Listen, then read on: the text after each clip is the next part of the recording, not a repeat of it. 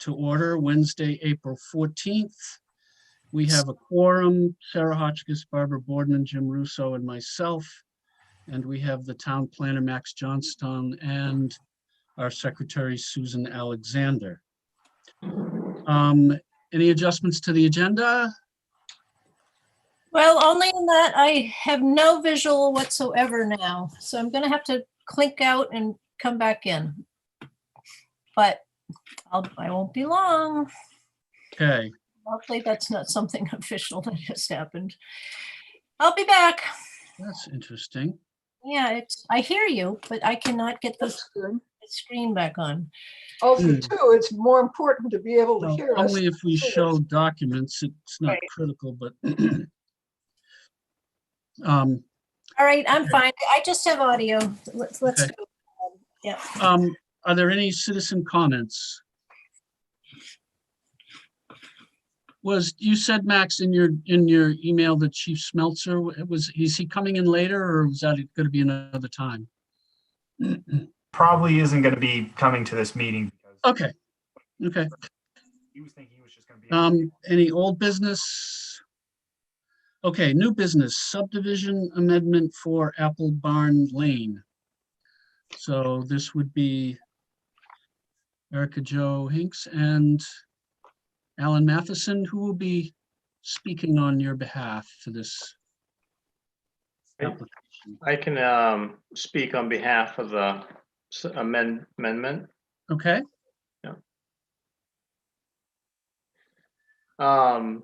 So it's everybody has seen the Apple Barn subdivision, and we're looking to amend that plan with an addition of a 12-acre lot adjoining the subdivision to the east, and that would be for the property owner, Erica Jo Hinks, or to be. So in a nutshell, that's what we have here. So that road will dead end on her property? It currently, well, it actually currently crosses over the eastern boundary of the Apple Barn subdivision for the Tripp property, as shown on the amended plan. And the proposed entrance is where I've shown a proposal of where the driveway for the proposed lot would go.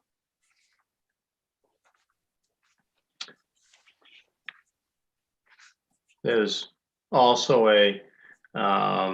we've reserved a 50-foot wide easement for access to continue to the best property to the east. Alan, doesn't the Tripp property also need access to that easement, or how does that work? Yes, it would. So that would be part of the conveyances, that where the proposed 12-acre lot would adjoin the Tripp property. There would need to be a easement over the proposed lot for the benefit of Tripp. When was the Tripp lot created? Let's see, that was off the top of my head, I believe this is the third conveyance.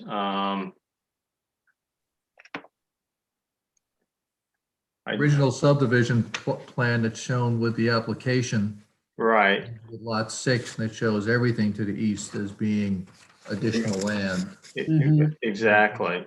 One with Tripp, and now the new lot for Right. Erica Jo. And so I don't know the exact date that it was added, and it wasn't part of the original subdivision. I know that.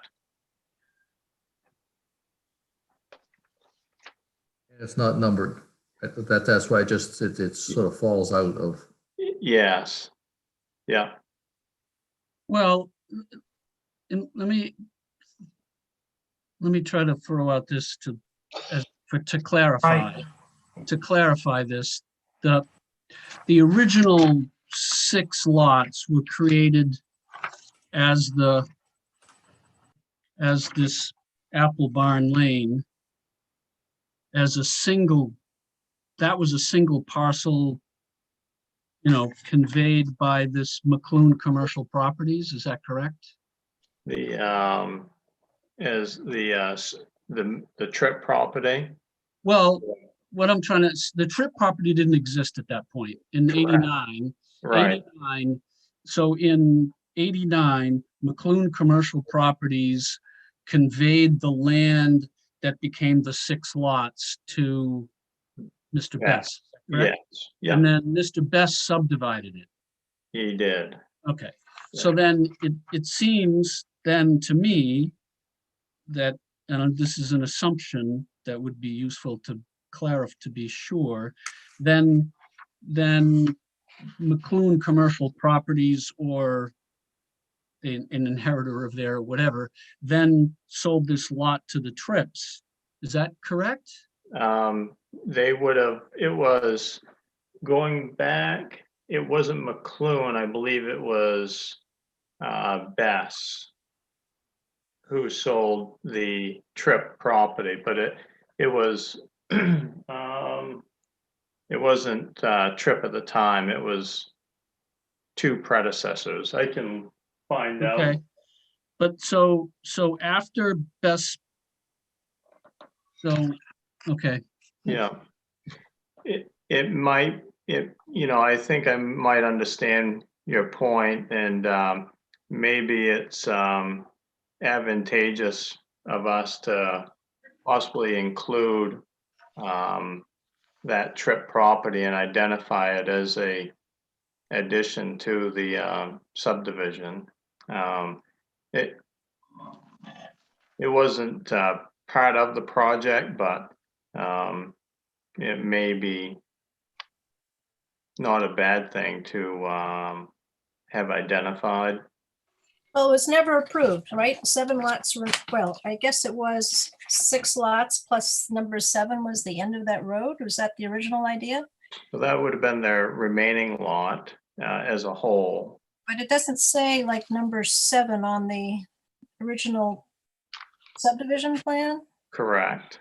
well, but, yeah, So this is basically you're getting approval for 2, well, I don't know. It seems like this is an opportunity to clear this up.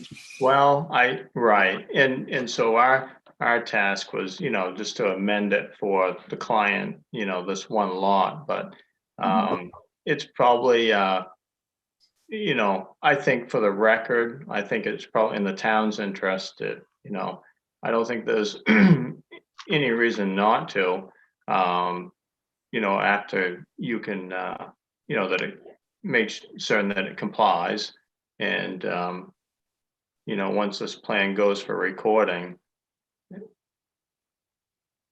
well, let me throw this out then. If you look at the original 1989 subdivision that was approved, Right.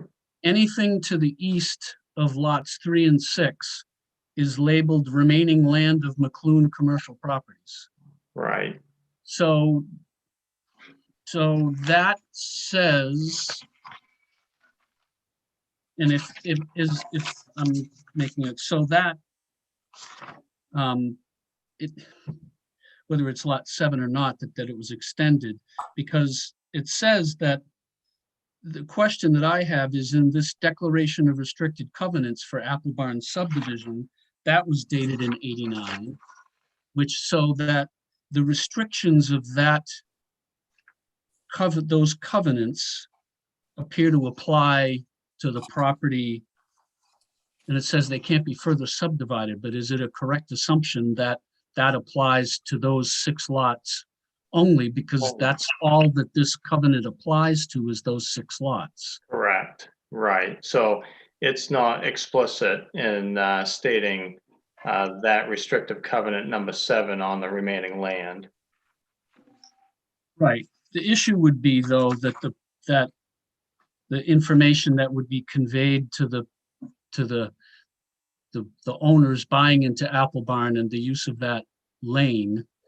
Now there's been an added number 7 that is, I believe Barbara pointed out, we may not have a record of that being subdivided. Is that? Correct. Have a record for a trip to exist. Yeah, So that's what I agree. We don't have it here Yeah. anyway. and the But rest of that's really the number 7, and now the new one for Erica Joe is number 8. Right, Number 7 never got registered or approved. right. Well, and if I'm reading this correct, if I look at this survey that you created, Alan, this essentially what you're saying, Jim, lot number 8, that the trips was lot 7, but lot 8 was created at the same time. It's just the easements that are involved here. No, for I don't think Bess. so, Scott, because I think at that point, Bess owned everything running off the side of the sheet, the 11 by 7. Oh, off the other side of the other side of that brook or whatever. Yes, that he owned is. it all. Okay. I get it. I get it. Yeah, you're right, Jim. Okay. And in fact, while it says McLeod on the original 1989 version, McLeod and McClune, whatever it is, Mhm. I wonder if that in fact is accurate or if that was Bess at that point in time. Yeah. Actually. Yeah. So, yeah, it was McClune in 89, and then McClune had sold the remaining piece to Bess. And Including the Trip property, do you know? no, excluding Trip. So it was as the Apple Barn subdivision shows, and once all of that remaining land to the east of lot 3 and 6 was conveyed to Bess. So Trip, That was when, do you know? that was, I will pull that file.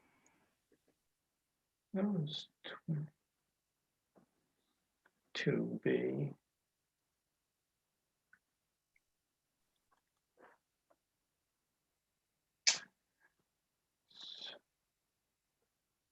In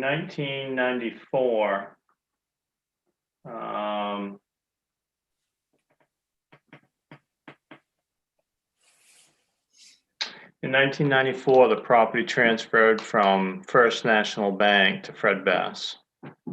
So I could pull the thread further back and find out where First National Bank more than likely got it on a foreclosure.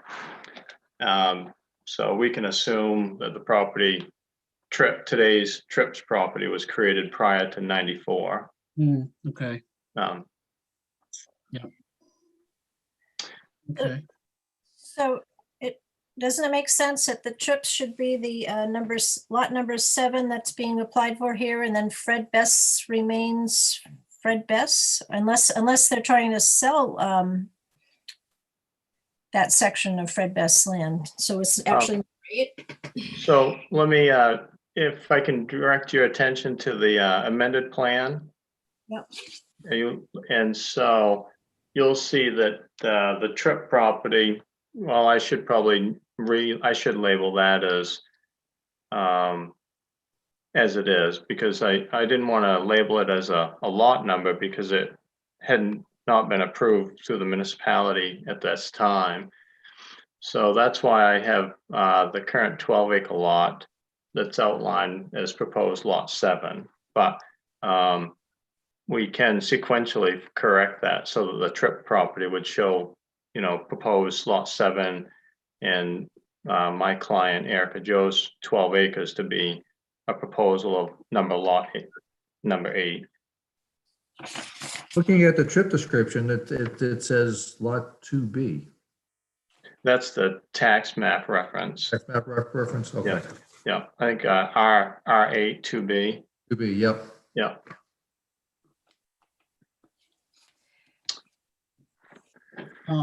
department okay with this road being dead-ended and, turning around and getting in and out of here? I'm just curious, does anyone, Max, do you know the answer to that?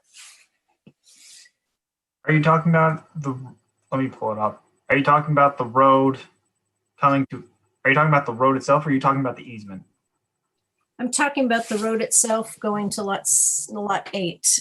Is there Barn Lane. fire department okay with getting in and out and turning around and all that in this kind of subdivision? Let me pull up the ordinance. Because So they, reference that. yeah, the subdivisions do require a T-type turnaround. That was shown on the original Apple Barn subdivision plan, just east of the subdivision boundary. That improvement it does have a T turnaround utilizing a current lot, number 6's driveway, but there would, I should probably, I can investigate if that would satisfy having the T turnaround exist where, it was originally shown on the Apple Barn subdivision. Mhm. And where the current easement is shown, there's no improved roadway through that forested area currently. So I think it's, where the original T turnaround exists on the Apple Barn subdivision should satisfy the requirement. Okay. If I can jump in on this one. In the land use ordinance, this is section 9.2.14.3 dead end streets. And specifically, a T turnaround is permissible for residential subdivisions carrying an average daily trips of 100 or less, which Apple Barn would be considered. The turnaround area shall have a width equal to the street width, a 5-foot turning radius, and a total length of 50 feet centered around above the street. Sorry. Okay. So, this is a different question. So are the trips members of the Apple Barn Association, which exists for the membership, for the maintenance of the road? So they, yes, they do show up. Their deed does reflect the restrictive covenants that the Apple Barn members have. So they are held responsible in the same manner that the other lot owners are. Okay. And so would that the proposal is that would be the case for the potential owner of this lot? Yes, they would have to have the same declaration of assigned to their lot, with the exception of, I think Fred Bess and Erica Jo Hanks had the agreement that, with the exception of restrictive covenants number 7, the restricting the property owner from further subdividing, where this is a 12-acre lot, they wanted the grantor wanted the grantee to have the ability to further divide the property only after municipal review and approval of conforming lots. Is that okay to do that? To add on to a usual subdivision like that? Only per the state statute, it has to be amended as we're doing today. So you can only add on to it a subdivision once it goes through municipal review and approval. Because the statute, the state wants to ensure that the development of property is consistent. Can I ask another question? Is the best property further to the east, is that landlocked, or is this easement the only way into it? Correct. So this easement's for that purpose, not to, it's created to provide the best party with access to their rights. By using the Apple Barn Lane as a private road? It is for the developer and the lot owners. Okay, so he still has rights to use that, but he would need to use that road to access the rest of his property on the other side of the brook? Yes, he would.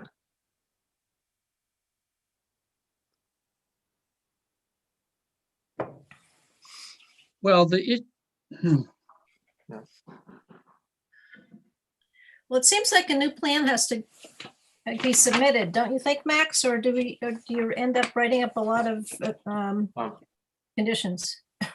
And so just, I did not expect this to be approved right now because we do have some underlying things to manage with it. So I just wanted to have this as a preliminary review so the municipality could see and just have a understanding of what the intent was. So Okay.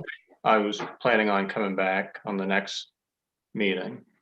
Oh, so Okay. Alan, this was a pre-application. This wasn't a, Right, we just have some underlying issues right now that we're working through, and then we can seek for your approval at the next meeting. all right. Or I'll be- Did you say earlier that you want to reserve the new owners, Erica Joe, of lot 7, what's shown on the plan, wants to reserve the right to further subdivide? Did I understand that correctly? Yes, yeah. Oh, but only after municipal review and approval, and only prior that they're conforming with within the land use requirements. I right. would, I Go would ahead. ask that be, excuse me, that be explicit in the next request, and that, Max, we make sure everybody else that lives on Apple Barn Lane understands that. I think we Yeah. want folks weighing in on that. Yeah, I guess my comment, I guess it's a comment, which is related to what Jim was just talking about, is like I could understand how the lot owners, because their restrictive covenant says you can't subdivide. But if you look at the way this is going and the potential for, because Mr. Bess is reserving access through this right of way, through this new property to the rest of his land, which goes a long way east. It seems to me there's the potential here. Well, I believe that this restrictive covenant applies to not subdividing these lots. You're ending up with a train. You could theoretically then now have a long set of train car lots going down further down the Best property, continually using Apple Barn Lane as their access. Right. Well, And so while that may be great, I don't know that would be and that may be to the Apple Barn Association advantages. You've got more people to pay for maintenance of the road, but you also have more people using it. And so I think it needs to be, I think that needs to be clear somehow. That's sort of yeah, what you were saying, right, Jim? Is that? Absolutely right. And as I sit here and think some more, that really means that we're changing the deed covenants. Do we have the authority to do that? Because once that lot comes out as lot 7, it's bound by the covenants. And I don't think we've got the authority to change those. I don't know, does it, maybe it's just, the covenants just refer to lots 1 through 6.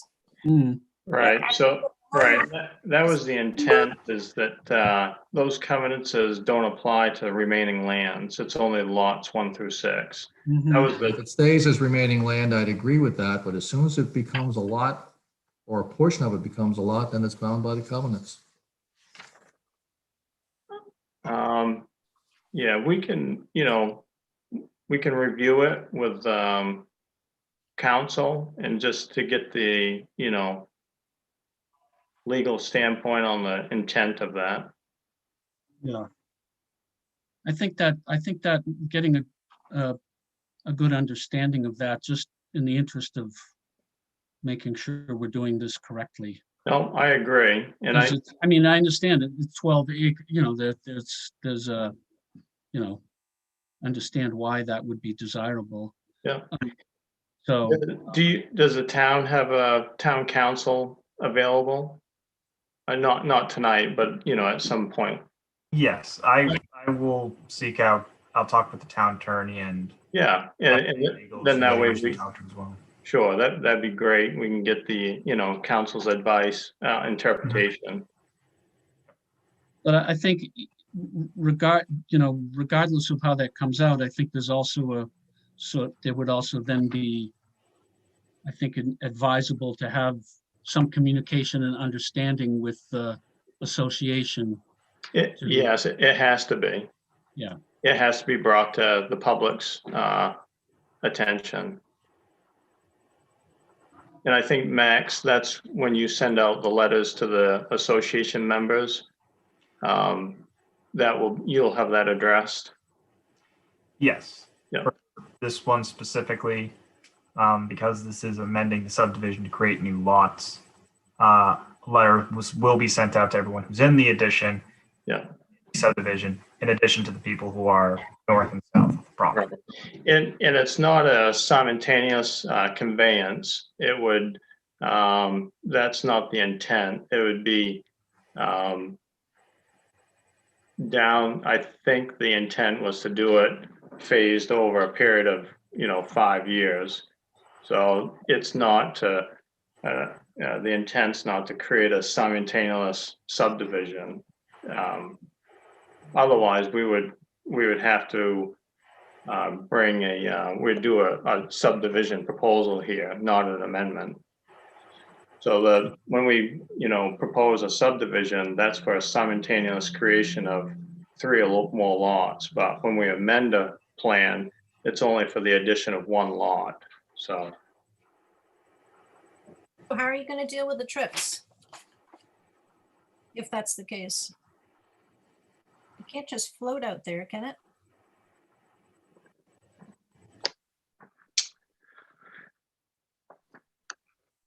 Well, I would like to understand at least what we have for records in the town and understanding of what exactly happened when that was added.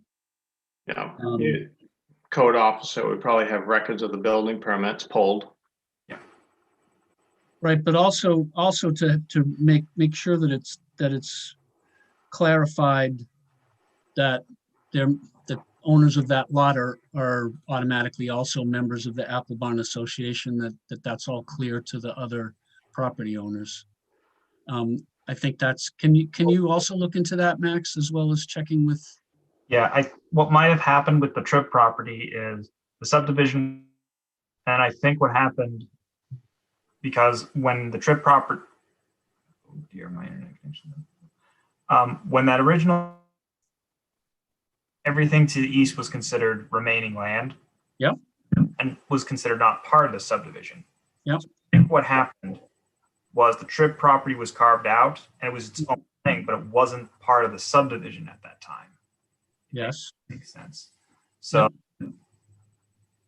Well, I think that makes perfect sense with it not being restricted in other words, it was the lots within the Apple Barn Lane subdivision, those 6 lots that were covered by the deed covenants. But I will ask. But so this lot, since it was additional land, not part of it, was sold, but the fact is they now have their access through Apple Barn Lane, and so therefore they should be part of the association. So that should be nailed down. So I'll find that out because okay. I'm curious what the logic in it was. Yeah. Why else would there be all those restrictive covenants on that lot? Where do those reside? Where do those live? They're recorded at the court at the Lincoln County Registry of Deeds. Okay. Yep. And it refers to number 13. So these numbers 1, 3, 6, 8, 9, 11, 13 are not. The- References? Those are, so typically how it works is when a property, an owner such as Bess has remaining land adjoining a subdivision, they have the legal right to apply the restrictive covenants that they deem. So where Apple Barn subdivision in '89 had the declaration of restrictive covenants as drafted in '89, those were by McClune Properties because McClune had the fee title. They were the developer. So the remaining property changed hands and went to Fred Bess. Therefore, he has the fee ownership.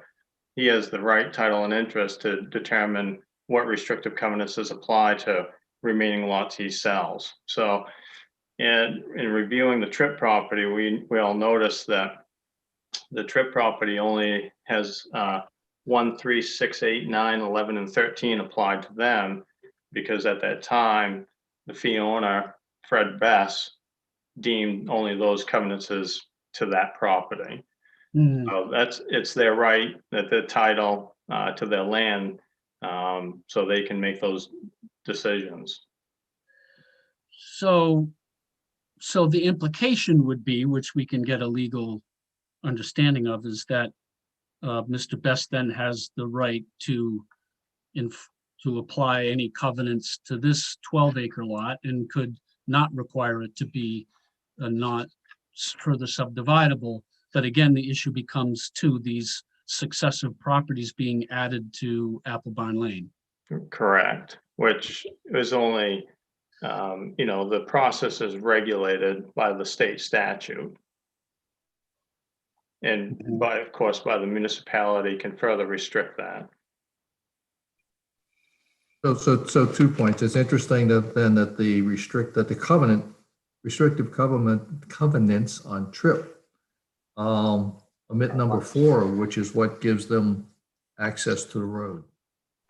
Theoretically, they don't have the right to use the road. That's just information. Alan, earlier you mentioned a 5-year plan to further subdivide. Are you talking about a further subdivision of 7 or a further subdivision of the balance of property owned by Bess? It would be a proposed lot 7. I think the applicant has the intent to gift further lots to family members, over a duration of time, but only, of course, after municipal review and approval.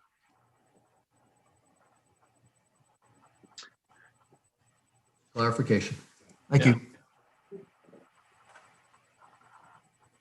Are there any more questions or issues to resolve on this? So I would propose that, well, it seems like, Alan, you've taken a couple things on to check, and Max, you've taken on a couple things to get back to us with information. Would it be acceptable to both of you that if any of the board members have any other things that occur to us, or after seeing the information that you've got, that we communicate back to you prior to the next time you come before the board? Is that fair? Sure. Yeah, if will Max, will you be able to just summarize my action items, and maybe email those to me that I can provide answers, any conditions of approval as well? All right. Yeah, I can provide that summary to you.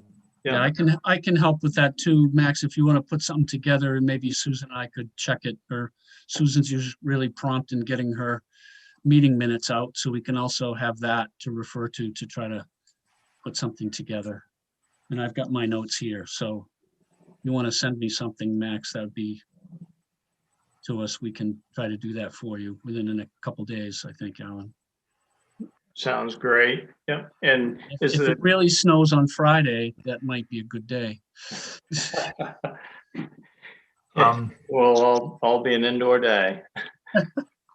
Well, just very quickly while we're on that because if we are talking about conditions and whatnot. Mhm. The only other thing I was going to bring up was I did have a resident on Apple Barn Lane reach out to me. Should I just read word for word what the email was, or do you want me to just give Yeah. it? Dear planning board members, I hope that this email finds you well. Thanks for your service to our town and community. I'm writing as a resident of Waldoboro and the owner of the 90 Apple Barn Lane property. I am not sure how much input we have on this possible 12-acre lot, but when we purchased the land, I was under the impression that there would not be any more additions and that the wood to the north of our house was largely unable to be developed because of the slope and marsh. For this reason, we built our house on the utmost north end of the lot, thinking that we had a large buffer of land that would never be built on. If I known there would be further development, I would have positioned my house close to the middle of our land rather than on the north side edge. For the above reasons, I would personally be opposed to additional construction in what I thought at the time was a complete association of 7 homes or lots. I will just also point out that when I asked for some further clarification, cordially, Reverend Dr. John Vermillion. I asked for some specifics about this, and John wanted to clarify that that he understands that this is Fred's land that he is selling to Erica Joe, and he doesn't want, and he does want this to work out well. He doesn't want to cause too many issues. It's more of a dialogue that he would at least like Mr. Best to talk with him about, and if it is possible to have at least a very good vegetative buffer between his property, which if we're looking at it, it's, well, Vermilion, so you should be able to see it. It's the top left one if you're looking at the property, or it's lot 3 if you're looking at the old one. So there is, I believe, an ordinance and for subdivisions to have a 25-foot. I know some municipalities do require that to have a vegetated buffer area. So we can add that. I can review the subdivision ordinances and make sure that that's added to the plan for the visual aesthetics. I think that's definitely something we can address. Yeah, I would include that just in case. Yeah. And I'd like to see how how the fire trucks are turning around. I'd like to clearly see that T arrangement you were talking about too. Yes, no, I have that noted. What I was gonna do for that is I was gonna go back and measure the driveway just to the south that accesses lot 6. And I'll confirm whether or not that meets the radius requirements and the length. And I'll show that on the plan, and if it meets the requirements, we'll let you determine from there if it's acceptable or not. And if not, it's something that would you could have the members of the subdivision create. But I will, that's one thing that, I just thought of, I'll show that entranceway. We'll see if it meets the requirements or not. And if the people on lot 6 are happy with it, because it might be that the new lot wants to take that on as part of their development, Right. whatever works for the neighborhood, Sure. It may be a good opportunity. The proposed lot could have the T into their driveway, where they're going to have to improve a driveway area anyways. So we have options. Yeah.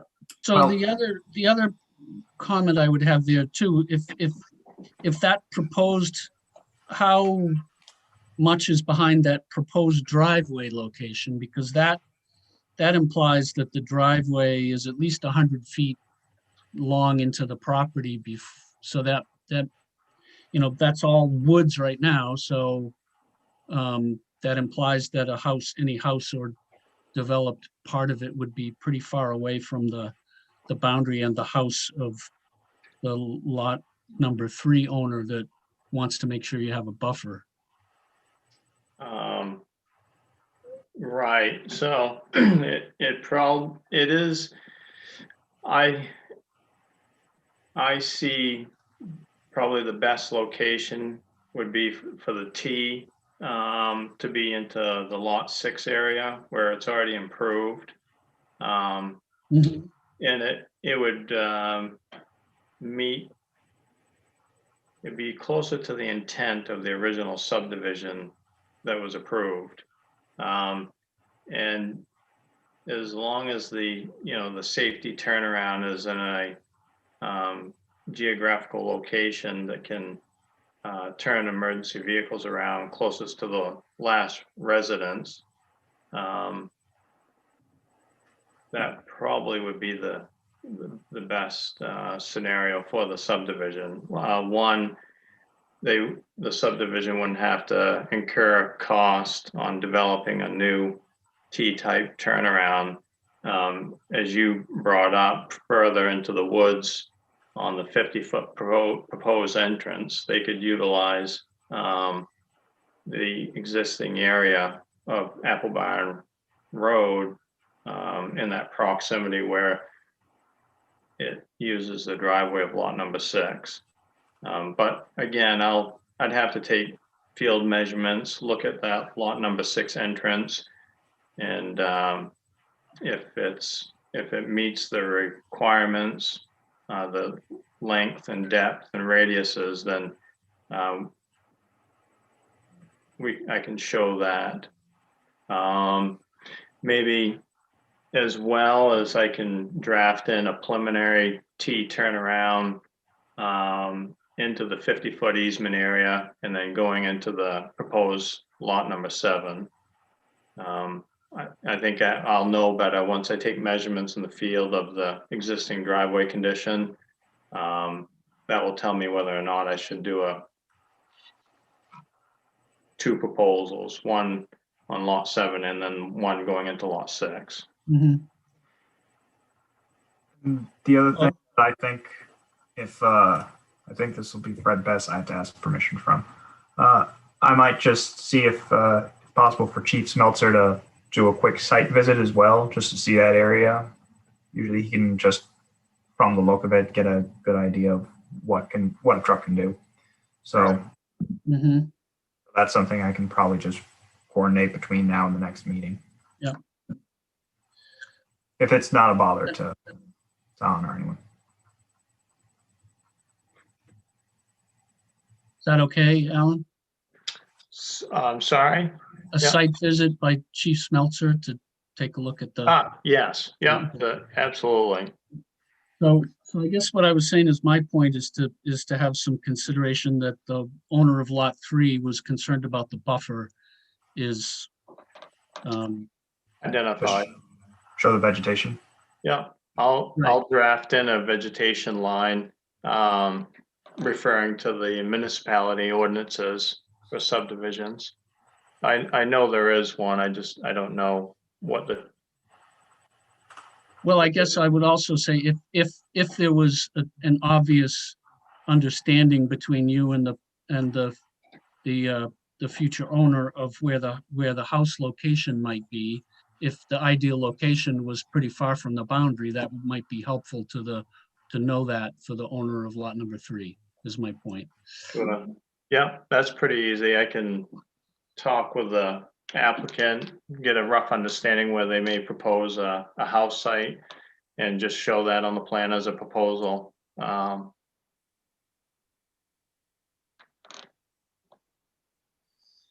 Okay.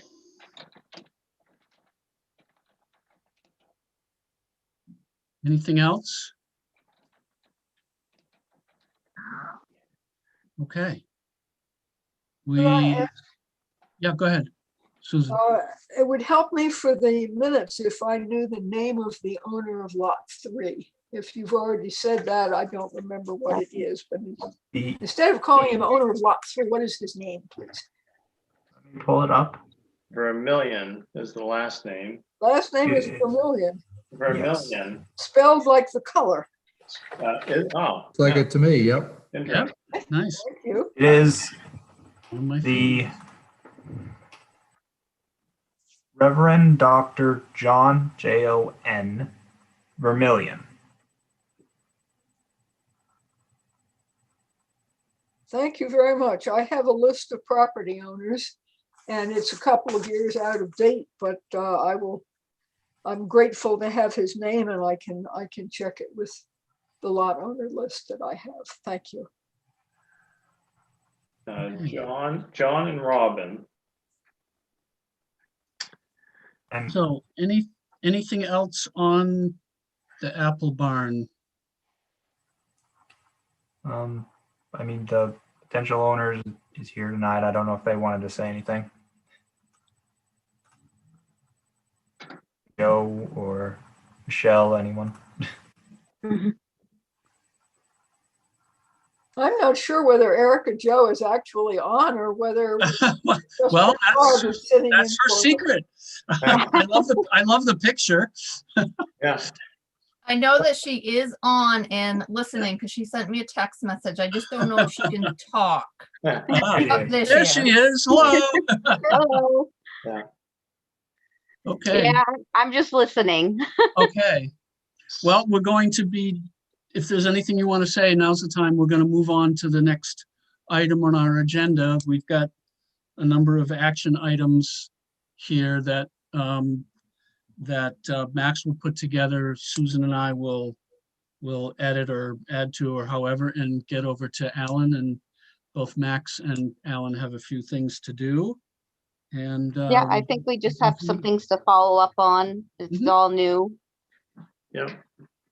Great. The only thing I might suggest is if the intent is to extend Apple Barn Lane into that 50-foot easement for Bess and provide access to a couple of lots, even if it's just a proposal or a future to give some idea of what the intent is, even though it's not permanently done yet, you're just going to get one lot. But if you could show that with the drive maybe off that instead of right off here off the existing end of the road, Right. that Right. might help to clarify a lot of questions. Yep. Right. Um, 'Cause- so, If I could. yeah, I'm talk, sorry, go um, ahead. The lot that Erica Joe is purchasing, the 12 acres, probably 6 to 10 years down the road, it's good. We wanted to, because there's 3 families buying into this land. And Oh, it's okay. all under Erica Joe and her husband right at the moment. And then, so she eventually will have 4 acres. My son and future daughter-in-law, 4 acres, and then myself and my husband, 4 acres. So that is our plan for the future, Okay, if so it's this, possible. sorry if I'm cutting in. So this is all just like, so it's a 12-acre lot that is going to be cut into 3 4-acre lots, and it's all going to be in the same family, right? It's same family, yes. That's what I needed a clarification on. Yes, yes. And I'm friends with the Trips, and I've been talking with them and whatnot, and they did tell me they are part of the Apple Barn Association, Okay. and that I think they've owned the land about 16 to 18 years. They got it under a foreclosure. Mhm. So I think that is something that is important. Thank you for adding that, because relative to the legal understanding of the covenants and having additional entities joining the Apple Barn Association, and in terms of clarification for the current lot owners, that's going to be, I think, important for them to know. And that, especially regarding, any, my understanding is that this isn't bound by the lack of not being able to subdivide, but the Apple Barn Lane and your 50-foot access to Fred Bess, there is the potential for that continuing and becoming a road in the future. So I just think that's something everybody needs to be aware of. And we need to make sure we understand that as a board, so that this may come up again, as you would have to subdivide this in the future. Right, Because even though it's all the same family now, they would be separate entities owning a 4-acre lots, and you never know what's going to happen to those. So you have to treat them as separate units when you do that. right. Yeah, so that's, and that being one reason of many is why any further development has to go through municipal review and approval. That's a state statute, and this process, will be repeated each time. And then the second point, maybe if I showed a future proposal of how the 12 lots was to be divided, that might be in violation of the state statute, because if there's a plan of record that shows proposed lots, that would then it would fall into a category of a subdivision. So I think, Jim, your request, maybe if Erica, Joe, if you could sketch on a piece of paper, maybe the family's layout of the additional lots and where the structures are, a sketch of that would suffice for you, Jim. But I just don't want to add that to the plan. Because at that point, the state recognizes if there are any lot lines shown on a plan, then the presumption is that they may be for sale. And that would then fall and put us into a subdivision category. So. Understand that, Alan, but I do think then what I would ask is, it's not for me, it's for the Members. for the neighbors. It's for, Yeah. it's for everybody around that wants to know what's happening with the land at the end of the street.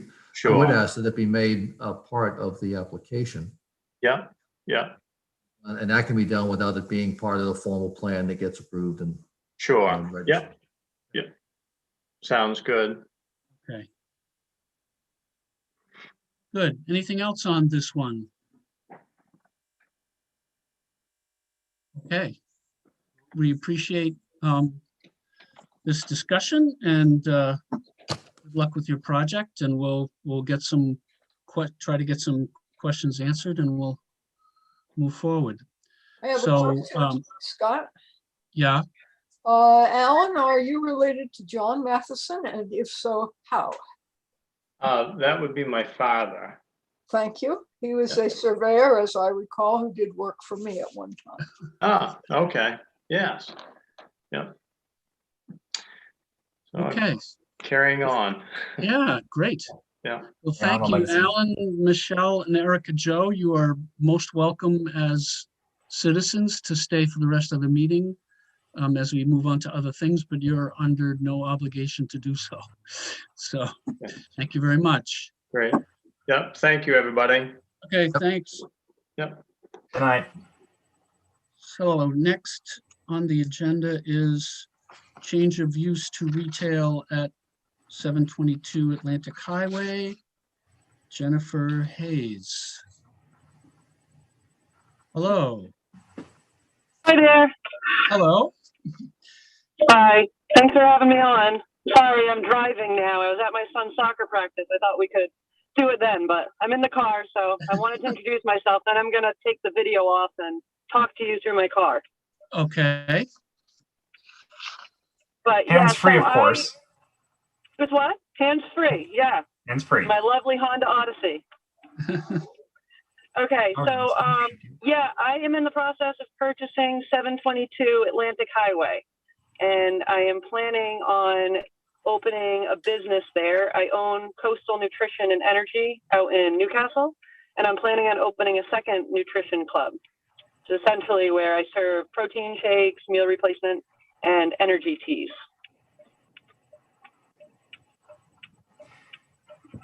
And we're closing on the building in about 2 weeks, and we're planning on opening in about 4 weeks. Just out of curiosity, this is more, how far, Jennifer, how far away are you from, like, from home, from not being in the car? From home, about an hour. Okay, I- fine then. Yeah, I have a long drive. I live in Farmingdale and I'm in Rockland right now. Wow. Got it. I know. My son had a soccer practice tonight, and I thought that maybe I could do it while I was there, but it just didn't work out that way. That's okay. We can, the audio is actually pretty good, so. Okay. At least it is for me. So seems that the primary changes are related to the parking and access, and you're going to need DOT approval. Is that correct? Yes, and I have submitted an application with them. Okay. I think that's in the application. So basically, I think what we're needing to do is just get an approval to use it as an entrance and an exit and allow people to park in there. Mhm. Well, and there was a business there, so it was. Right. So where did, I mean, that's a small building, and what's you're adding parking? Because I'm trying to understand, because there was a business there before, so where did people park before? Not really adding parking. I think what I was trying to just do was outline where I kind of envisioned people parking. Okay. So sorry, I had to decline a call. I was just trying to outline where I kind of thought people would end up parking once we were open. So it just, so people weren't, it wasn't just kind of like a free for all where people were just parking wherever. So your plan is to mark the parking places somehow? Yeah, I can mark them. Even That's though fine. They can be clearly marked. I mean, whether it be a sign or even spray paint, they can be marked. Okay. And but that's the current area where you're proposing is existing open space. That's not like. Yeah. Okay. Yep.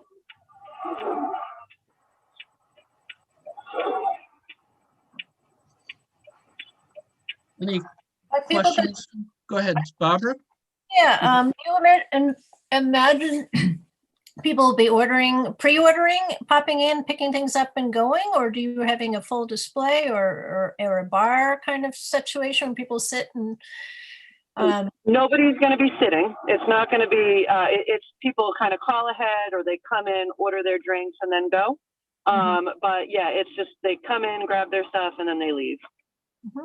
That's how the setup is at my current business in Newcastle. And that's been working well. Where in Newcastle? That's We're right on Academy Hill. Oh, okay. Yeah. So we've been there since about October, and we've been received really well by the town. And there was a big want for another one to come into Waldoboro, and so we're kind of trying to expand there. Okay. you have coffee? We do. We have high protein iced coffee. Oh, Mocha, okay. hazelnut, blueberry. Very good. I actually get into this. I started using all these products about a year ago, back in March, and ended up losing about 109 pounds after I had my fourth child, and started doing like weight loss challenges with people and trying to get the products across to other people. And then eventually I decided to just kind of open a storefront, retail, and then sending people out with their drinks. And it's just gone swimmingly. It's gone really well. So we're really excited about expanding. So what are your hours going to be like? My hours here in Newcastle are 6:30 to 4, and I think they're gonna be similar hours. We may open at 7 in Waldoboro, but probably won't stay open later than 4. Cool. Yeah. Since it's a fairly straightforward little project here, guys, I don't really, I can't think of what the issues might be that we need to. She's got plenty of flat land around the building, and it's people are going to come and go, so it's not doesn't need to provide a ton of parking. Jennifer, the building has all the infrastructure that you need, power, plumbing, water. Yep, I had all of my inspections are complete. Everything is sound. The water test is going to come back in about 2 days or so. That's the last thing, that's the last piece that I'm waiting on right now. But as far as everything else, we're all set to close in 2 weeks. The last day of April, we'll be closing on the property. So are there any other questions or comments from the board? Do we know what the name of the business is gonna be? Well, I think on the application I put nutritious feels, but we've actually changed it since then. And I think we're going to go with Crave Nutrition. Uh-huh. Crave, Crave, yes. as in Yep. craving, Crave Nutrition? Right. Cool, well, I Yes. like that. Yep. Yeah, thanks. Actually, yeah, this is just a point of order or something that I forgot to do. Jennifer did actually give me the paper saying that it is in transfer and she's buying it and everything. I don't know how I got to not include it. I don't know if it's everyone's bundles or not, but I'm looking at the version online and I'm not seeing it. So. Yeah, I don't recall seeing it, but that's fine. But she did provide it to me. I think I was blacking some things out and some personal information, and I just didn't. Great. Okay, anything else? Yeah, Jeff here. Yes, Jeff. Hey, I wasn't real clear on, maybe it's covered by the DOT stuff, but as far as the traffic in and out portion of the business, I may have missed that in my packet perhaps, but I wasn't clear on what that was and if it's applicable on this, as far as it being a high-speed Route 1 and how much traffic would be in and out of there, and whether that's a consideration on this.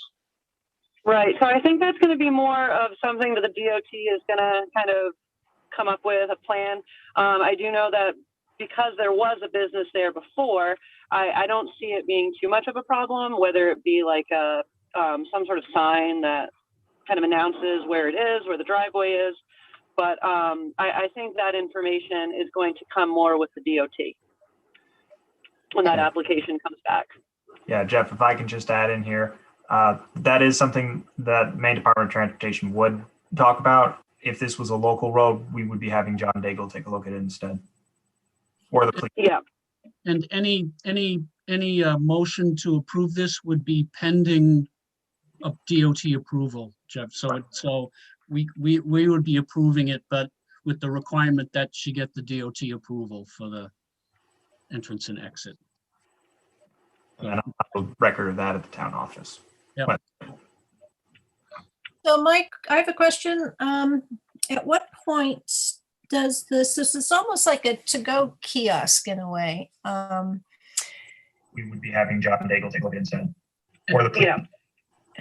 And any motion to approve this would be pending a DOT approval, Jeff. So we would be approving it, but Wow. with the requirement that she get the DOT approval for the entrance. Are you like, do you have something playing on one end? Oh, I see two Barbas. That's why. Record of that at the town office. So Mike, I have a question. What? Wait a minute. Hold I'm on. really confused. There are two Barbers and there was a disembodied voice. So Yeah, Barbara, you would just need to take one of the two screens you're watching on and just mute the other. any motion to approve this would be pending. You're muting the wrong one, I think. Yeah, Something. like just mute your computer. I'm trying. We would be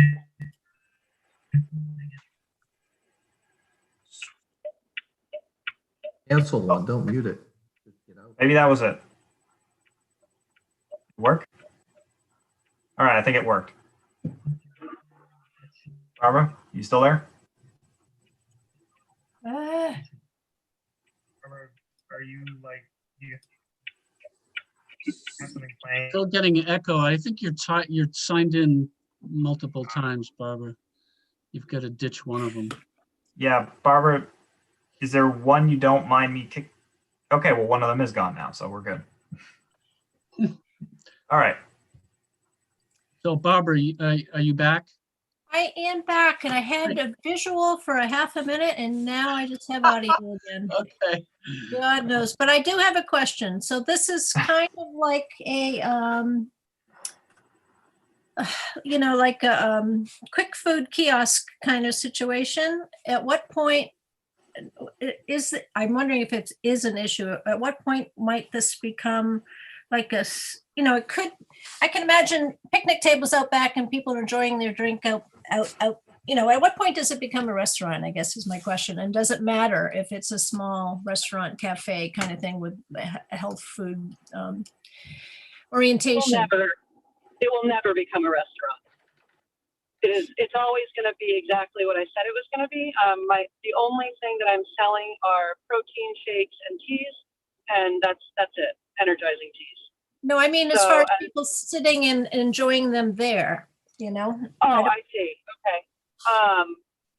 Well, I'm not really sure. To be honest, at my location, that doesn't happen. I mean, nobody sits and stays. I have a table there that people could sit at if they wanted to, but I don't think I've ever had anyone sit there, Mhm. in But that's or during- outside.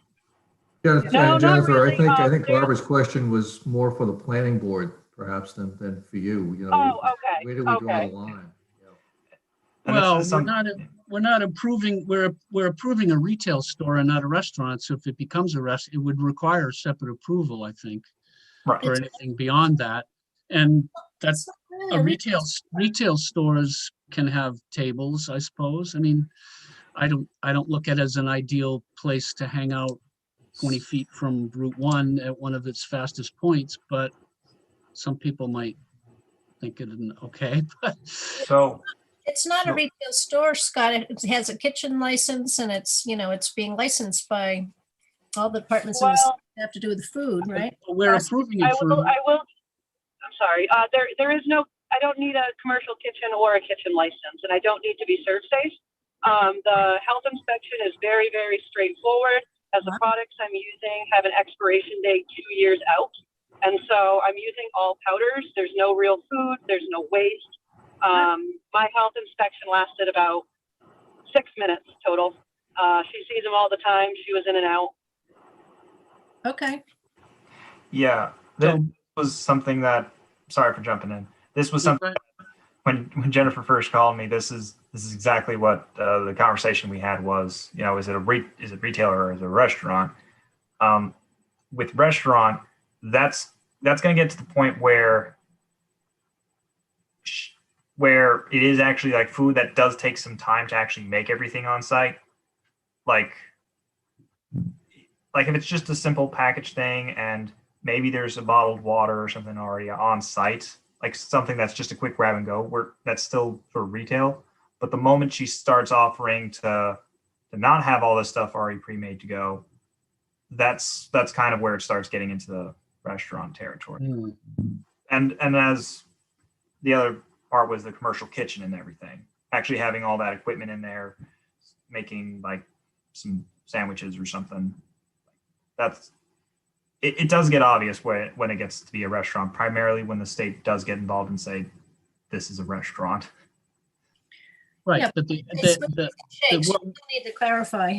well, but what I'm assuming that the proposed use is change of use to a retail store. So that's what we're Right. approving. Right. And to Barbara's point, it was, when does it become a restaurant? When the state does their yearly inspection, well, not yearly inspection, but when the state does their inspections, when it gets to the point of being an actual restaurant, that's usually something the state can easily call out and involves a lot of meal prep being done on site.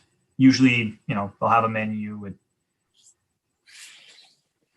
It's kind of similar to what happened with Odd Alewives, I guess, is the example I'm going to use.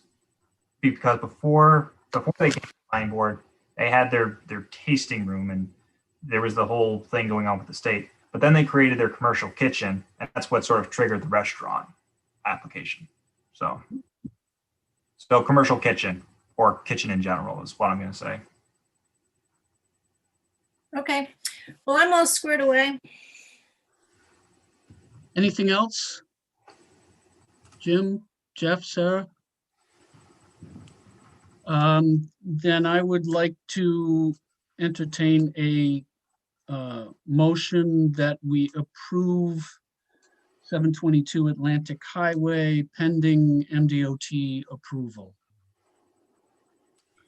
I second it. I didn't hear a motion from anybody first. I'll make the motion that Jim Barbara makes the just motion. seconded. And now Yeah. Barbara can second it. Okay. I'm hungry, sorry. That's okay. Is that Jim and Barbara? Jim made Yes. the motion and Barbara seconded. Thank you. Correct. Thank you. Anything else? All in favor of the motion signify aye. Aye. Jeffrey? Aye. Barbara? Aye. Okay. Opposed? None? Everybody? So unanimous? So Jennifer, if you can still hear us, you are approved. Okay, well, thank you very much. I appreciate it. Thank Can you. stop Welcome, in today and try one of my shakes. welcome to Waldeboro and drive safely. Max, did you have anything you wanted to say to Jennifer first? Jennifer, I was just gonna say, I'll send an email tomorrow just explaining what the post planning board stuff is, so. Awesome. Okay. Well, thank you all very much. Nice meeting you all. Safe You're drive. welcome. Good luck. All right. Thank you. We'll see you later. Bye. Bye-bye. Okay. Thank you, everyone. And thank you, Jeff. Didn't get to say hello as you came in the middle. Welcome. When Glad- exactly did Jeff come on to the, 6:36. thank you.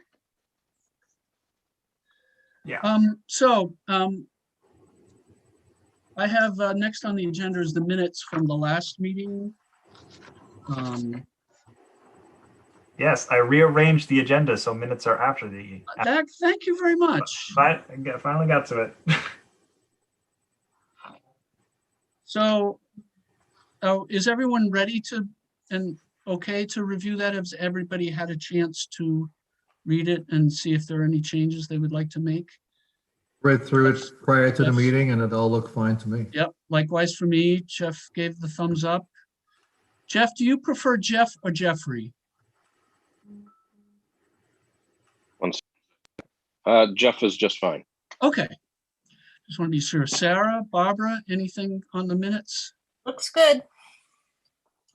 Okay, I did notice that there was question whether I was present, and I was yes, the verify, on, Yeah, I on think March we- 10th. yeah.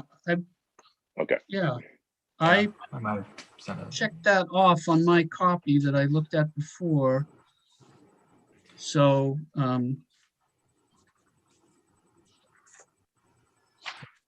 and there was no audience, and I don't think there was an audience. Jeffrey can verify, it says, okay. Yep, You you were can there take, for the whole meeting? yeah, you can take off verify, and at the end of that first paragraph on roll call, you can take off the verify. There was no audience, Right, period. everybody that was there was mentioned in the Okay, within thank the you. application. So I'd like a motion to approve the minutes of March 10th with the verifies removed from the first paragraph. Someone want to make that motion? I'll make it. So moved. Is there a second? I second it. Motion made and seconded to accept the minutes as modified. All those in favor signify aye. Aye. Aye. All Who is the opposed? maker of the motion, please? Jim Jim, made the motion Jim and and Barbara. Barbara seconded. excuse me for interrupting you. Okay. Okay. So. Now, next is various items and or comments from planning board members. You have a couple things, Max. So do you want to take us through those quickly? Yeah, I don't have the agenda in front of me, so You have site plan review guidance documents and discussion of commercial fisheries maritime activities in shoreline zone. Yes. So if you don't mind me doing a quick screen share of these documents, I think they were documents that I sent out on April 6th via email. So let me pull this up. Yes. All right, people can still see. Wow. There's. So I know, Um, can you, okay. can you see it or? I can see it because I have it in front of me. I'm not going to try to read that, but that's Okay. okay. See it, and I have it in front of me. So document that I have up, I know a while ago, this was probably a year or two, even before COVID. I know there was all this talk about trying to have a site plan sort of guidance document for someone who's new to town to understand the process. So I wanted to try and rekindle that and start that up because usually when I go through everything with people, I go through a very long list and I send them an email that's maybe 5 pages long and it kind of scares them. So the first document that I'm showing you is, so this is 2 pages and it gives a basic summary, and this is focused more on the planning board just because when it comes to code enforcement officer planner, I can always just like walk with them, walk it through them step by step. So, you know, it gives the basic information for the first 4 or 5 paragraphs. And then it goes through the different articles and what's required in each one. Article 3, it mentions just the actual items that you would need, like for the papers, the maps, and for planning board, there's always these special criteria.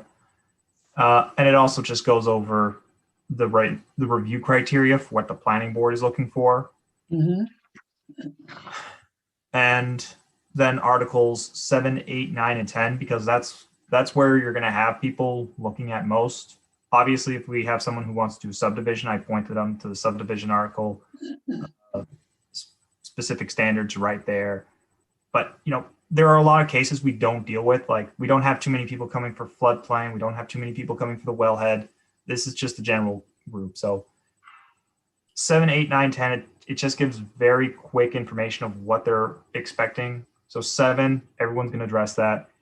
8, you don't have to worry too much as long as this isn't a construction focused project, like what we just saw with 722 Atlantic Highway.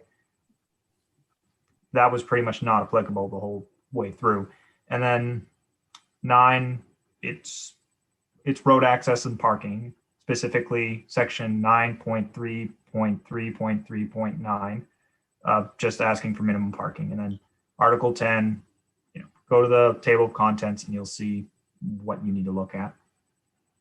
And obviously fees, and you can call my office or send me an email at any time. That's the first document.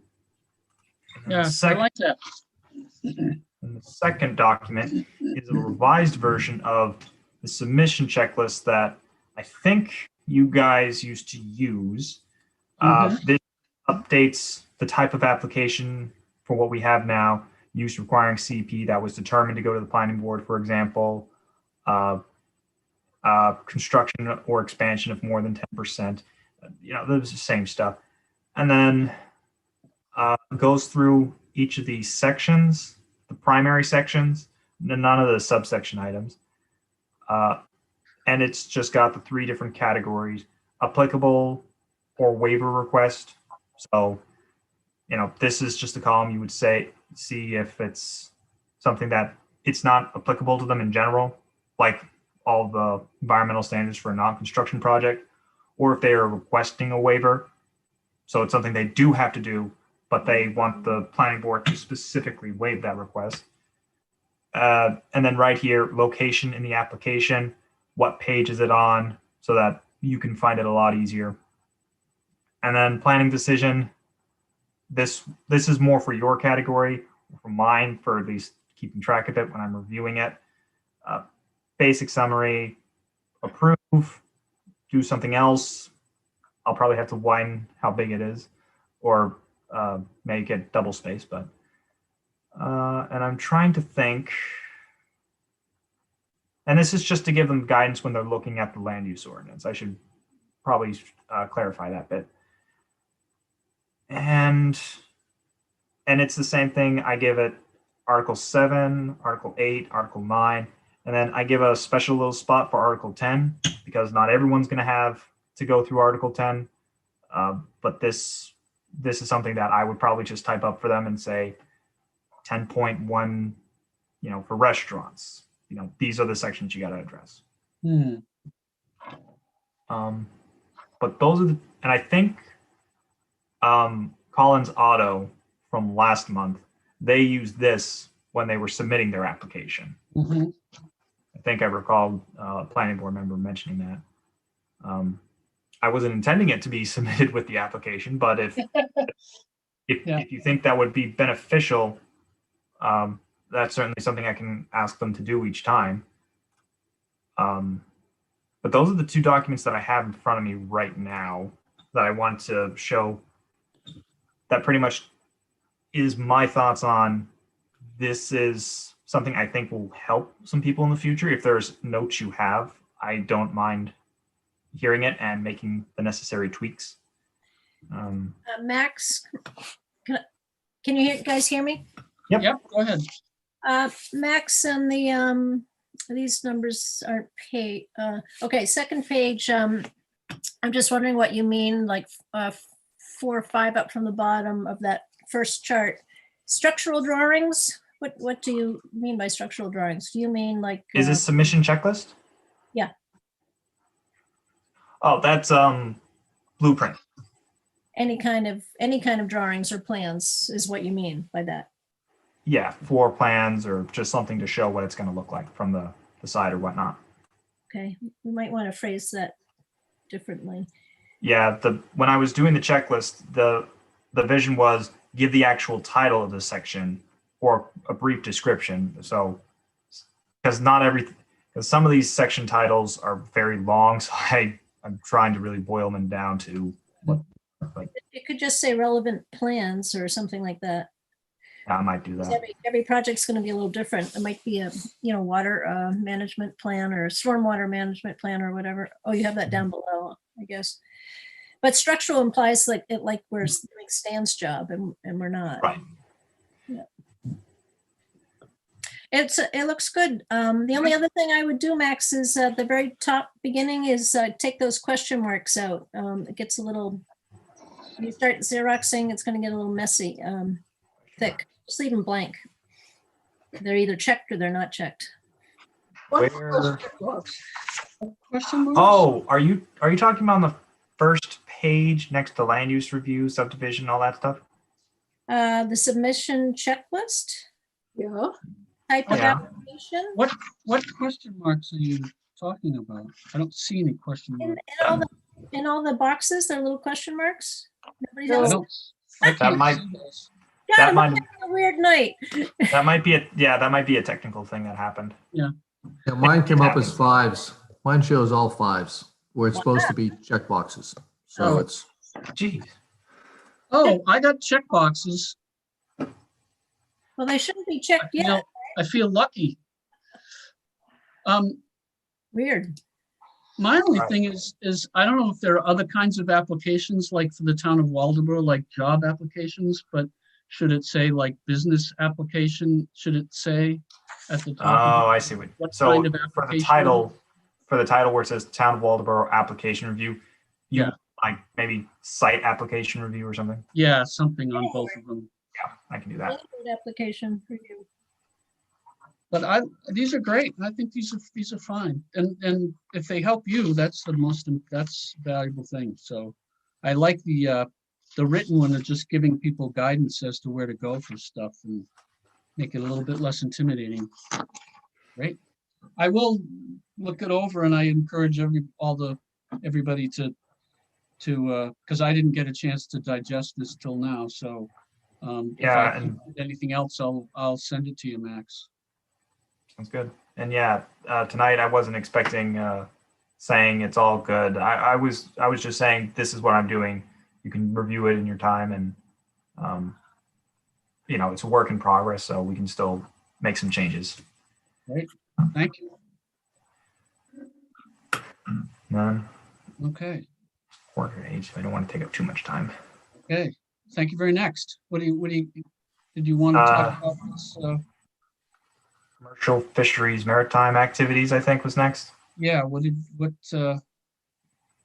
I think you mentioned it in a previous meeting, but let's. Yeah, I know go through that back in September, when the planning board held the required land use hearing, there were some concerns about, I think, industrial uses in the commercial fisheries and maritimes activities zone, Mhm. which in the town is just 2 locations, Pine Street Landing and the Dutch Neck Marine Park, specifically 250 feet from the water. Back then, I think there were just questions about what that meant, what type of industrial businesses would be allowed there.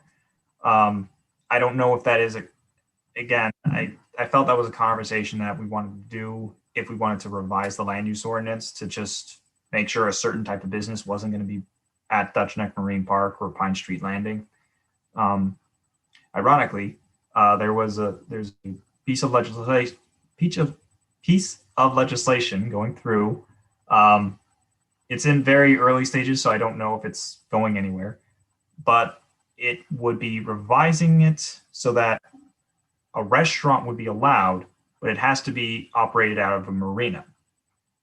And that's kind of the point Bill and I was trying to make when we were talking about what a commercial fisheries maritime activity zone is about. It has to be water dependent.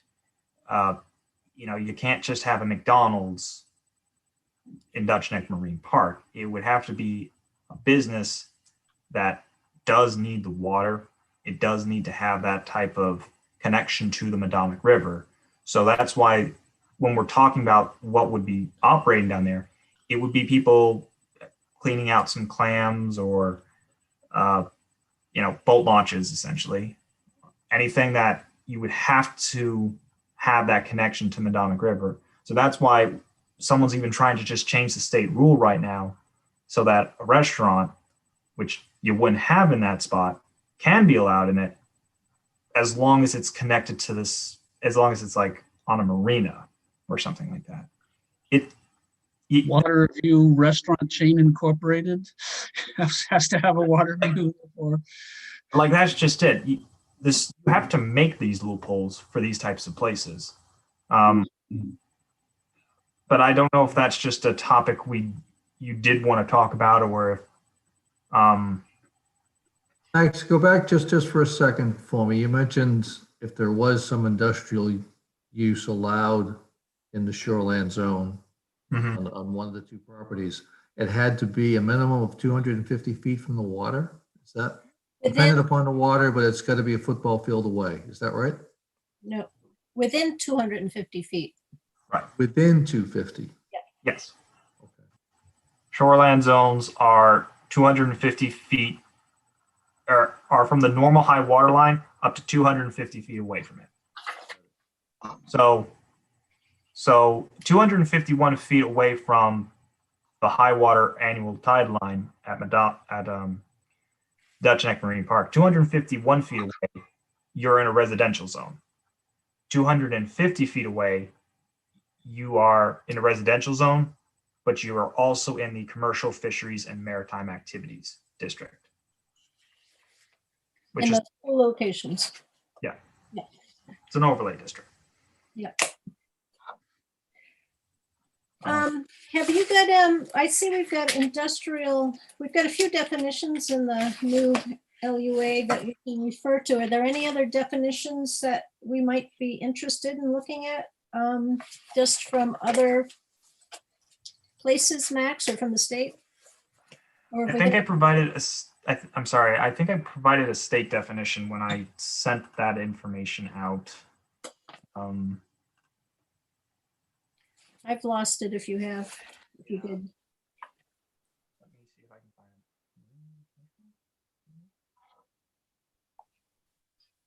it. Let's see. So this restaurant item that I mentioned, they would be changing the definition that the state has for functionally water dependent uses. should I read it or should I screen share it? I'm gonna suggest that we compile some stuff and share it, Yeah, get ready for the next meeting with it. where we I could think really what- talk about this. I think all of the relevant, the relevant tables, because my recollection from going through this when we approved the new land use ordinance is that the overlap of the industrial uses and the commercial fisheries in the shoreline zone at Pine Street Landing and then the Dutch Neck. And there were different definitions that applied to it. I think I'd have to go back through and find all those places again to be able to discuss this usefully. And so I agree with Barbara. If Max, you could put together, or at least that cite the relevant parts of the LUO and the applicable definitions, and either put it all together or at least cite them in a list so that we could refer to them and have a chance to review them before we talk about it.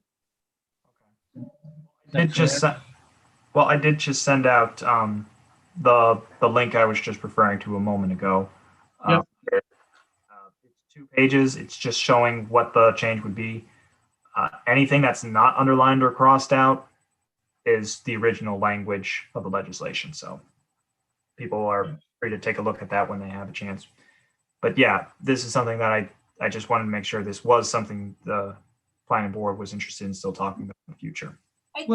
Well, I certainly do. I will confess to at some point perhaps having a conflict as a resident of Dutch Neck.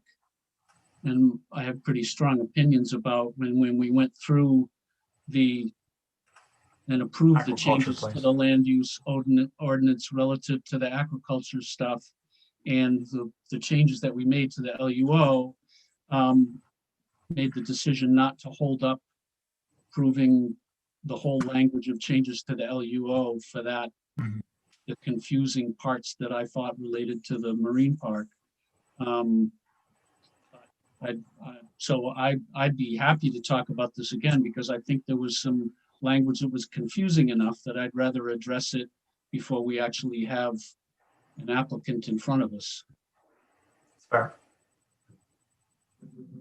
Is that's just my opinion. I'm open to what the rest of the board thinks about this. I think, Right. let's put it on the agenda for next month. But out of curiosity, Max, if we were to, at this point, there's no possibility really of putting it on the June No. vote anyway. So it would be November. Right. And what I'll add is, if we do want to consider amending the land use ordinance for at least this item, there are maybe 1 or 2 other things that I would want the board to consider looking at. It's not too bad. It's not bad or anything. It's possibly like just some specific performance standards for some items and just very minor items, really. Well, I'd be happy to consider those too. I guess I want to say relative to this part relative to the Pine Street Landing and the Dutch Neck. It may not involve at all proposing a change to the writing of the land use ordinance. Right.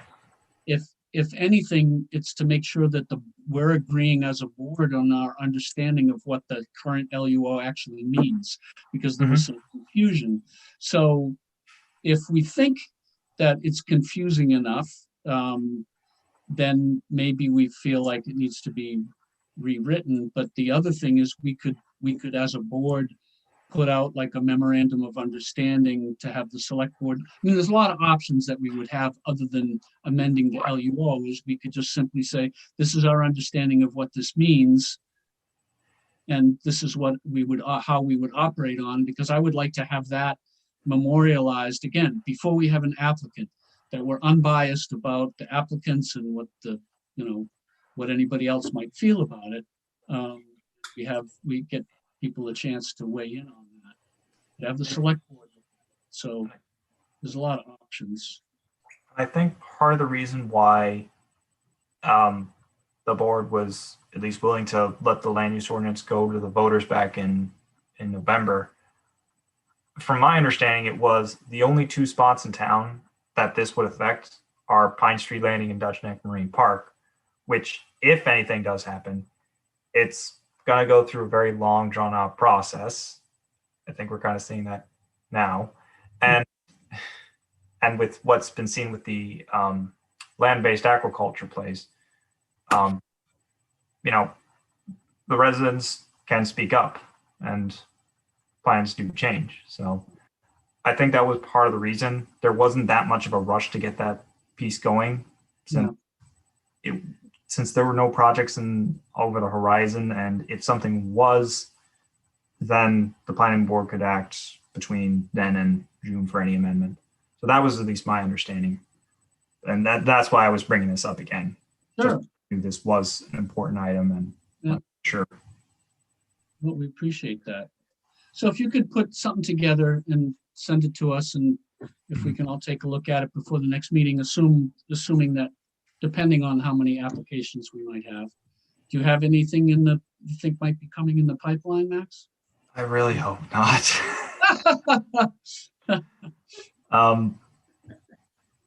No, I don't think there is. That's the Apple Barn again sometime, but maybe that's 2 months out. Yeah, they'd have to probably have their application ready by next week or 2 weeks, so they'd be under time crunch. I do have like 2 or 3 people who I know have reached out to me and said, "Oh, I want to come to the planning board," but I haven't heard from them since. So I'll reach out to them and see what they're thinking. Okay. I don't Go think. back to, go ahead, Max. So sorry, I was done. Back to shoreland zone just for a second. Yeah, what you sent out to us was the reiteration of the marina restaurant combination, and that's fine. I mean, marinas, Right. restaurants, you need one to Right, every other. and I mostly sent that because it does reference subsection 6 of 38 MRSA, or section. Because I think that the issues for us are really twofold. What are the industrial uses that might be considered appropriate in the shoreland zone? Okay. So that's first of all, and then secondly, after we see that, do we think we want to have industrial uses allowed at all? Right, that's and that's more, Scott, what you were referring to. But I think the first thing is the understanding of, along with the Board of Selectmen, when it says this, it means the following. If these folks come forward, we'll approve it. If it's outside this, it's not what the land use ordinance was meant to approve. Okay. It just is, really, it's a matter of clarification, definition, Scott, you're looking for. What will probably be helpful is I'll reach out to the Colin Clark, who's done all the Maine Department of Environmental Protection, and he's sort of the shoreline zoning guy up there. So I'll ask him for examples of what industrial would mean in this case, and that probably will help clear things up. Oh, yeah, that's a good idea. So What's the name of that man? Don Colin Clark? Clark, Colin Clark. Yes. Clark. Yes. Thank you. All right. So that's all I have for that item. And just I can quickly talk about what Chief Smeltzer was gonna come and ask. So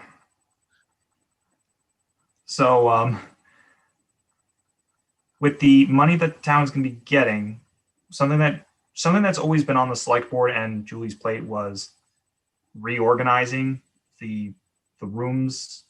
I don't know how many people have like toured the hallways in the town office, but there are, I think, 2 designated like bedroom spaces and a shower for the EMS and police in the town office. And there's also a kitchen area that's right next to the conference room.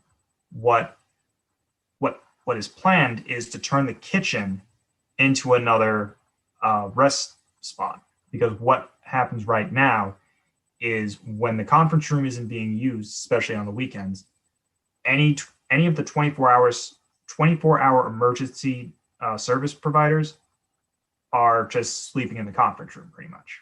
Oh, boy. If you've noticed the bed or two that's been in there. But so we're trying to turn the kitchen into another bedroom essentially.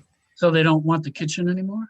Well, the kitchen would be going over to where the fire department's conference room is, because they have a little kitchen over there as well. Okay. The problem with that is, so now all the EMS, police, and everyone is going to go over there.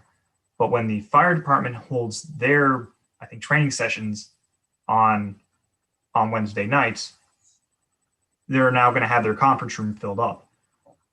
So what they wanted to know if it was possible to still hold their training session meetings on their Wednesday nights.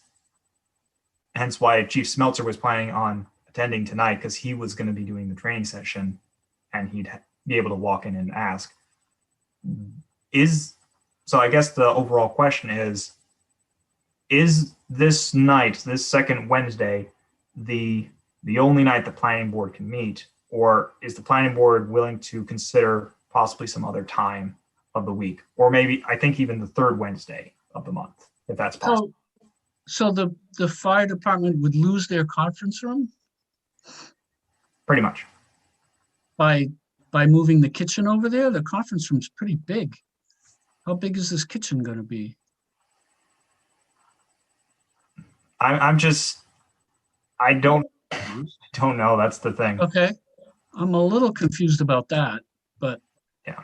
it's I guess regardless of the motive, he wants us to switch nights. Yeah, I don't think it's about how much of the kitchen is going into the fireman's conference room. I think it's the fact that the firemen might be doing some training in the conference room, and then you have the different departments going in and using it as a kitchen. It's not that it's going to take up the whole room. It's probably going to be more of a distraction issue, if that makes sense. It's kind of like if we tore down the wall separating the kitchen and the conference room right now. Yeah. Yeah. Yeah. If that makes more sense. and they've already decided that they don't want to do their training on a non-Wednesday. Again, that I kind of wish Chief Smeltzer was here. Okay, For those questions. okay, But so this is probably more of a topic maybe next time. okay. Hopefully really when there's no. Teach an old dog a new trick, you know.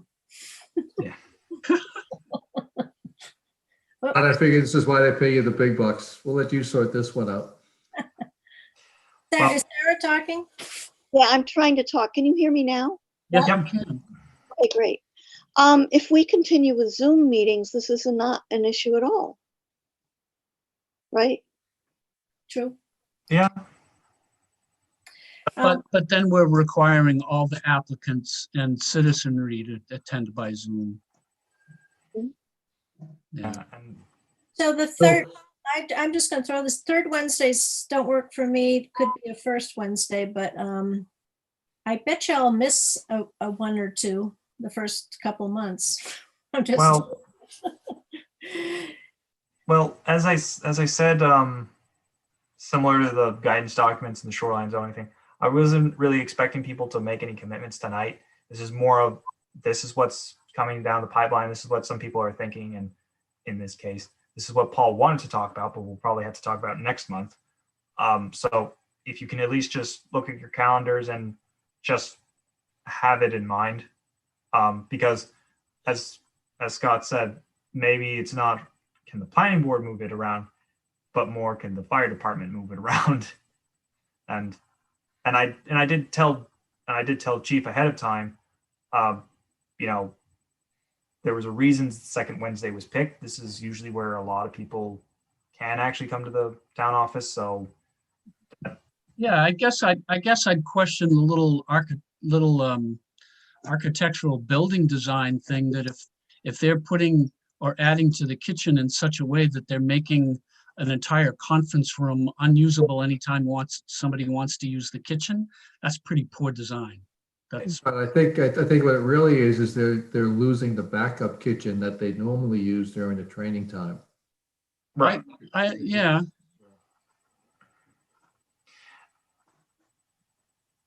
Again, this is just what was being thought up, and they said who's using the conference room those nights? And I said, and I kind of said, How, well, yeah, and "You're not gonna get it that easy." it would be useful to understand how often such a thing would happen that the, Right. to the kitchen interfering with the training. Okay, next month on that Okay. one. Yeah. So I have a question, please. Yes, Who was it that said they weren't available on the third Wednesday? Was that Barbara? Yeah, that was me. Yeah, Thank you, Barbara. thank you. I think other than that comment, I think that's pretty much it. I didn't have anything else agenda that I sent out, so and there's nothing I can think of coming to the planning board next month. And I think, unfortunately, I was going to have the maps from last planning board meeting ready to sign. So the ones that were done but had conditions, I was going to have those all set to have planning board members sign. But COVID happened, and the town office, I believe, is going to be closed tomorrow as well. So I can't have people do that either. So okay, this is probably something I'll have ready by next month, and Okay. have people come in, sign at their convenience. Okay, okay. Anything else? I'd like to make a motion to, what's the word? Adjourn? Adjourn. I was going to say to resign. Is there, don't say that. That's a Freudian slip. Is there a second? Jeez, 10 minutes over and you're. Is there a second? I'll second it. Okay, seconded by Sarah.